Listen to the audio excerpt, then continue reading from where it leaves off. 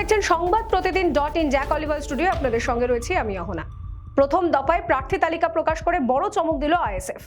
ভাঙড় থেকে প্রার্থী হচ্ছেন নওশাদ সিদ্দিকী, অন্যদিকে ক্যানিং পূর্ব থেকে আইএসএফ এর প্রার্থী হচ্ছেন আরাবুল ইসলাম। এই ঘটনায় চাঞ্চল্য একেবারে তুঙ্গে। যেটা জানা যাচ্ছে যে 23টি আসনের প্রার্থীর নাম ঘোষণা করেছে আইএসএফ, 10টি আসনে এখনো নাম ঘোষণা করা বাকি রয়েছে। এর আগের নির্বাচনে বাম এবং আইএসএফ একসঙ্গে হাত মিলিয়ে ভাঙড় আসন থেকে নওশাদ সিদ্দিকী লড়ে জয়লাভ করেছিলেন।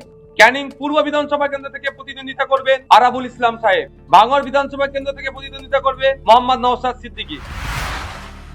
ফের একবার দবং মেজাজে দিলীপ ঘোষ রীতিমতন প্রচারে বেরিয়ে পুলিশকে হুমকি দিলেন তিনি।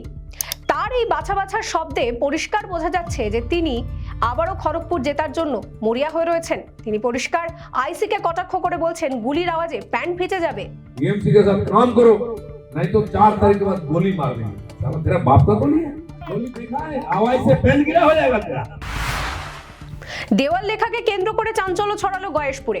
সিপিএম এর দেওয়ালে কালি লেপে দেওয়ার অভিযোগ উঠছে কংগ্রেসের বিরুদ্ধে। অন্যদিকে কংগ্রেস এই ঘটনা ঘটিয়েছে বলে মেনেও নিয়েছে।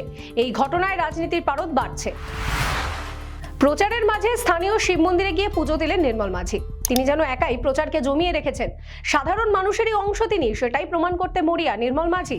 একই সঙ্গে তিনি ক্যান্সার আক্রান্ত রোগীকে কলকাতায় চিকিৎসার জন্য সাহায্য করেন। অন্যদিকে অসুস্থ মহিলাকে দেখা এবং বৃদ্ধার্থীকে সাহায্যের হাতও বাড়িয়ে দিয়েছেন তৃণমূল প্রার্থী।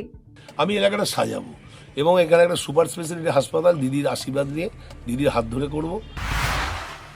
তৃণমূল কংগ্রেস 365 দিন মানুষের সুখ দুঃখে তাদের পাশে থাকে, তাই এইবারও মমতা বন্দ্যোপাধ্যায় সরকার গঠন করবে।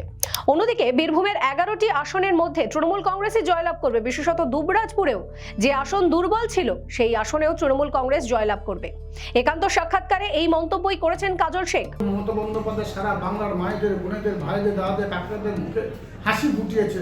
বিজেপি বিভিন্ন ধরনের চক্রান্ত করে মানুষকে ভুল করতে পরিচালনা করার চেষ্টা করছে, লাভ হবে না। বালিগঞ্জ কেন্দ্রে বামেদের প্রার্থী হয়েছেন আফরিন বেগম। প্রচার সারলেন তিনি।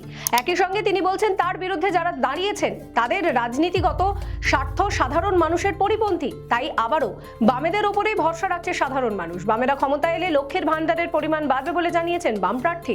মানুষজনদেরকে যারা বাড়িতে থাকেন তাদের জন্য এই টাকাটা যথেষ্ট মূল্যবান, কিন্তু সেইটার পরিমাণ বাড়ানো সম্ভব। বামপন্থীরা বলছে এটা দ্বিগুণ করা সম্ভব, আমরা করে দেখাবো। সমস্ত খবরের আপডেটের জন্য আপনাদের নজর থাকুক সংবাদ প্রতিদিন .in এ। এবারে ভাই ভোটের লড়াই এই এখানেই দেখবো।